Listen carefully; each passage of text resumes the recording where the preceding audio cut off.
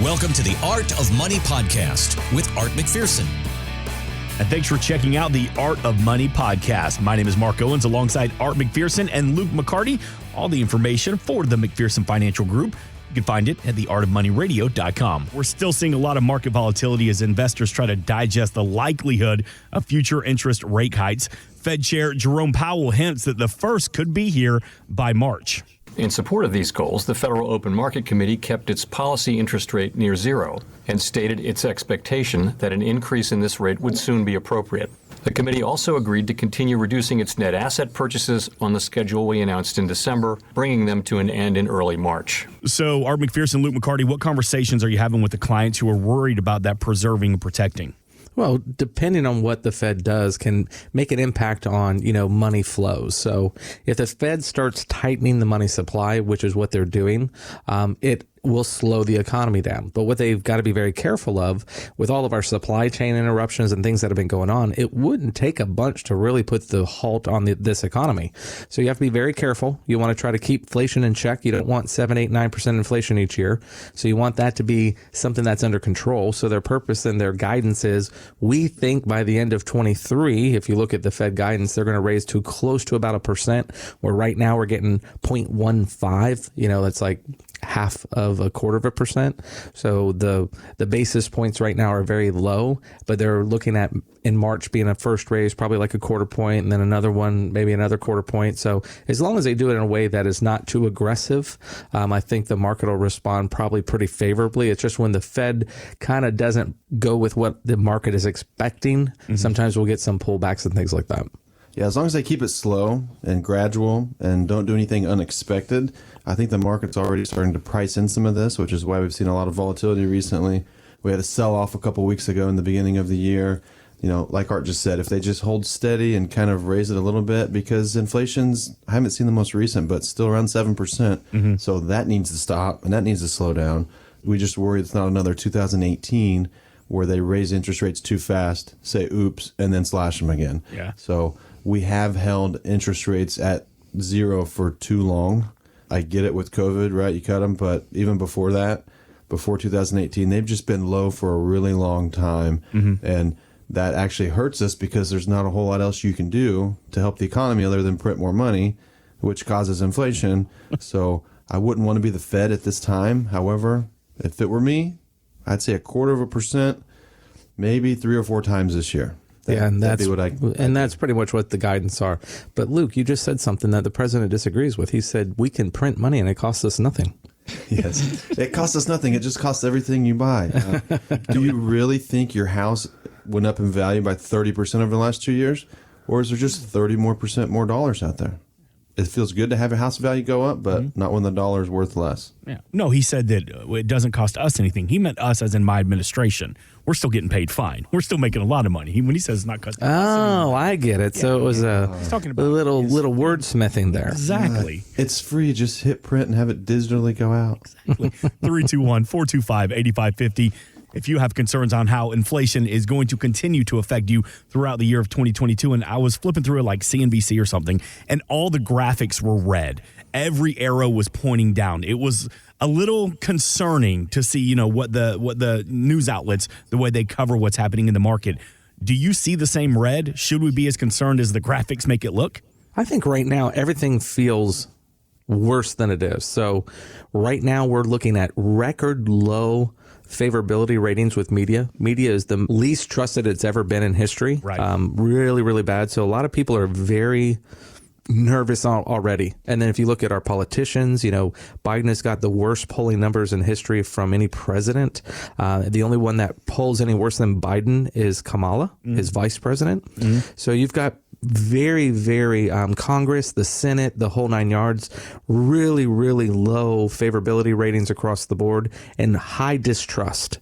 And I think that high distrust that we're feeling right now is enhancing everybody's fear of just a regular correction in the market. What we experienced the first couple of weeks of this year just a normal correction. Luke and I actually welcome that, because if you don't get a correction like that here or there, you're going to end up having a 30, 40, 50% correction, and then that takes 3, 4, 5 years to recover from, where a 10 or 15% correction, usually by the end of the year, it's done, we're out of it, things are back to normal. So people, I think, are just more sensitive and more on edge right now, so it seems like everything is more magnified.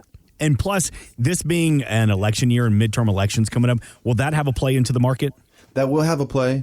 Historically, if there's kind of a Democrat-held government, right, the markets are a little bit choppy in the first half of the year, and then hopefully some gridlock comes in, during the midterms and kind of eases the market's concern of the unknown, right? There's still the unknown right now of, is there going to be a new tax reform, right? Is there going to be another spending bill?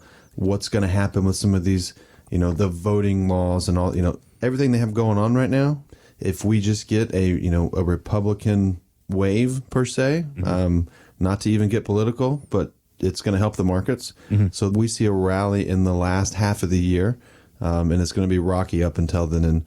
And we talked about this on our YouTube video that Art and I did. So if you hit our YouTube channel, there's about 20 minute video of kind of our recap and outlook for 2022.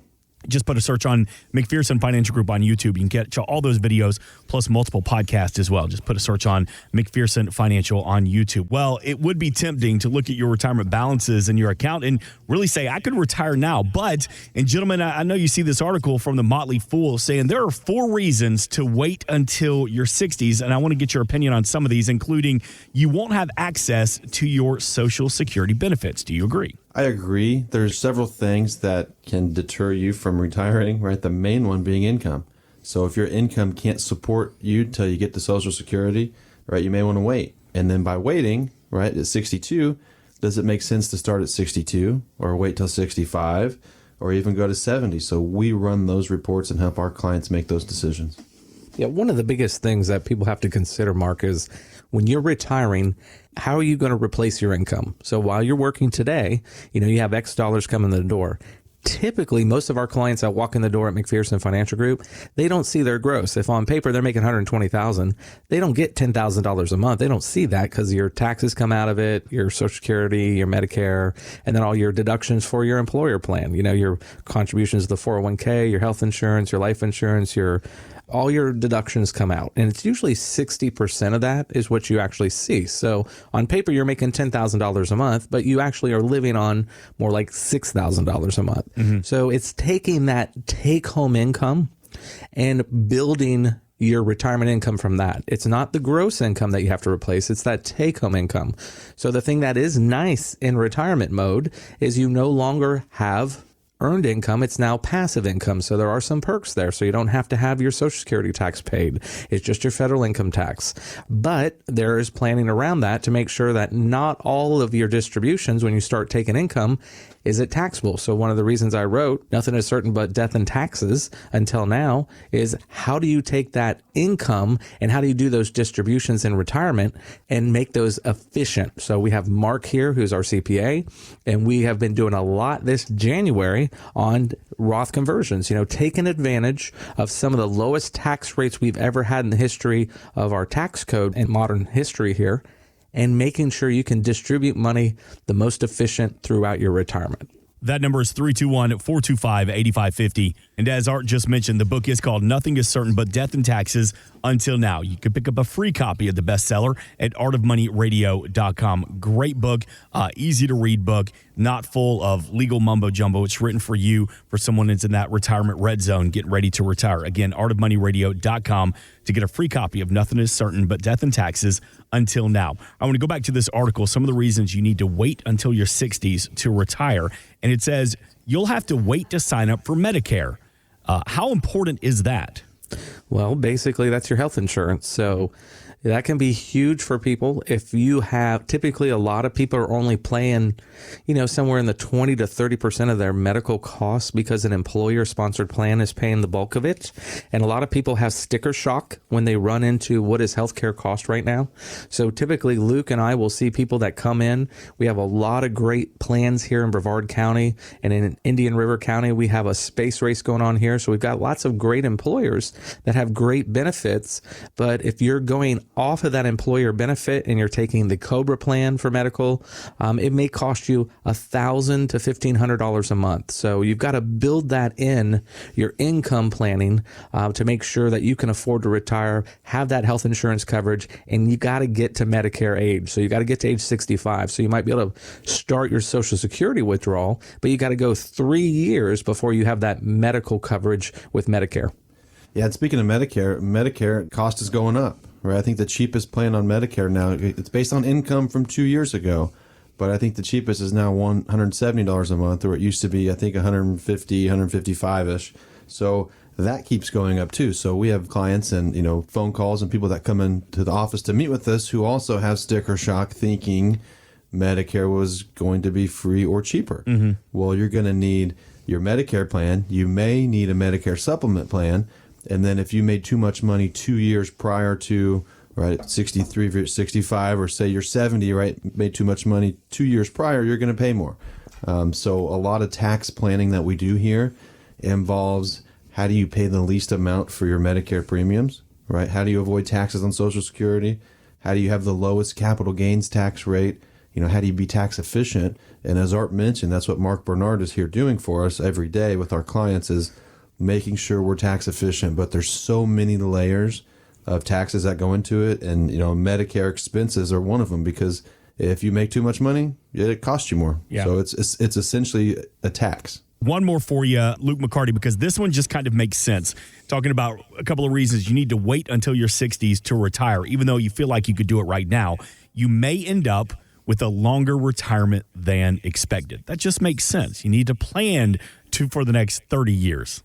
Right. People are living longer and longer. So, we have clients that are in their 90s. So, we have, husband and wife, or maybe one's just by themselves, but the odds of you living longer, it kind of goes back to Social Security. When you think about it, that's why Social Security age limits and your full retirement age is getting longer and longer, because we're living longer. So planning for the retirement, it's great when you think about the first couple years.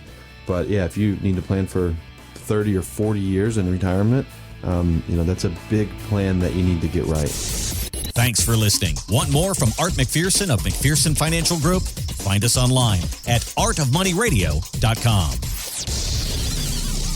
We are an independent financial services firm helping individuals create retirement strategies using a variety of financial and insurance products to custom suit their needs and objectives. Securities offered through World Equity Group, Inc., member FINRA and SIPC, a registered investment advisor. Investment advisory services offered through ProStatus Group, LLC. McPherson Financial Group and ProStatus Group, LLC are separate entities and are not owned or controlled by World Equity Group, Inc. Exposure to ideas and financial vehicles discussed should not be considered investment advice or recommendation to buy or sell any financial vehicle. Past performance is not a guarantee of future results. Investments can fluctuate and when redeemed may be worth more or less than when originally invested. Investment financial professionals are not licensed in all 50 states. Art McPherson is not affiliated with nor endorsed by the Social Security Administration or any other government agency and does not provide legal or tax advice. Please consult with your attorney, accountant, and or tax advisor for advice concerning your particular circumstances. Annuity guarantees rely solely on the financial strength and claims paying ability of the issuing insurance company. By contacting us, you may be provided with information about insurance and annuity products offered through Arthur McPherson. Florida Insurance License number A174725.